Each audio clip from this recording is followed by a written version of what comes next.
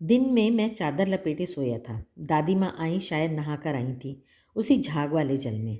तो उनकी दादी थी, वो भी नहाने कहाँ जाती थी? उसी झाग वाले जल में। तो झाग वाला जल क्यों बोला गया है? क्योंकि जब पानी बहुत ज़्यादा तेज़ी से बहता है तो उसमें हमें ऐसा दिखाई देता है जैसे कि साबुन का जो फेना होता है वैसा दिखाई देता है।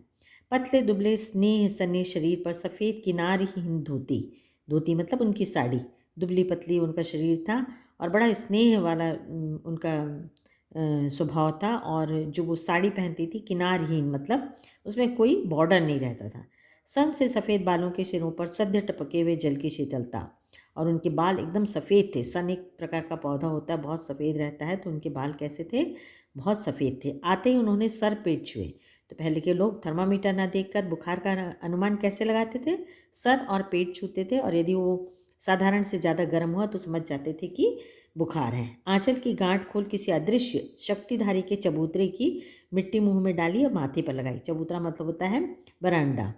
तो आंचल मतलब होता है जो साड़ी का पल्लू होता है उसमें से कुछ निकालती हैं और कहीं की मिट्टी किसी भगवान की या कोई साधु महात्मा की उसको माथे में लिखक के लगाती हैं और दिन रात चारपाई के पास बैठी रहती हैं। कभी पंखा झलती, कभी जलते हुए हाथ पैर कपड़े से सहलाती, सर पर दालचीनी का लेप करती और बीसों बार छू छू कर ज्वर का अनुमान करती।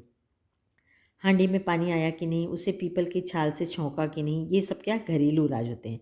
हांडी मतलब घड़ा, और उस घड़े में पानी भर के और पीपल की छाल जो होती है उससे छौंका कि नहीं, खिचड़ी में मूंग की दाल एकदम मिल तो गई है, कोई बीमार के घर से सीधे बाहर से आकर तो नहीं चला गया, आदि लाखों प्रश्न पूछ पूछ कर घर वालों को परेशान कर देती।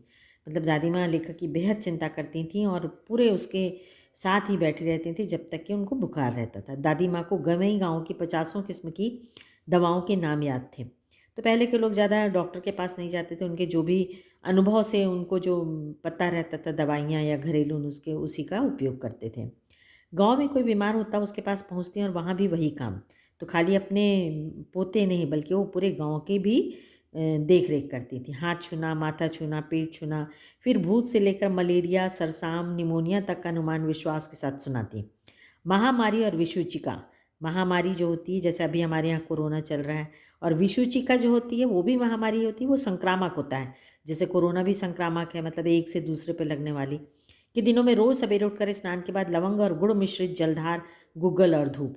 तो आप भी अभी देख रहे होंगे कि काढ़ा बहुत बोला जा रहा है पीने के लिए, तो वो भी उस समय क्या करती थी, लवंग मतलब लौंग, गुड़, ये सब मिलाकर, और गूगल की धूप जो हम पूजा के समय धूप जलाते हैं, तो वो सब लेखक को देती थी। सफाई कोई उनसे सीख ले। दवा में देर होती, मिश्री या शहद खत्म हो जाता, चादर या गिलाफ नहीं बदले जाते तो वे जैसे पागल हो जाती।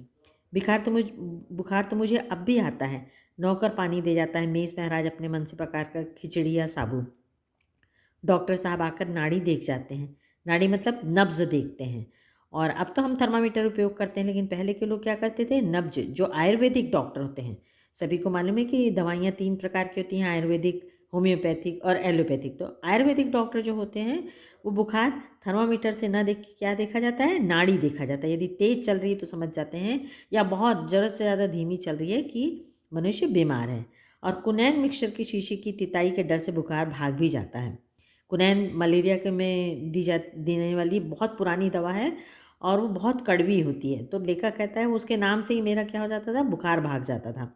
पर न जाने क्यों ऐसे बुखार को बुलाने का जी नहीं होता।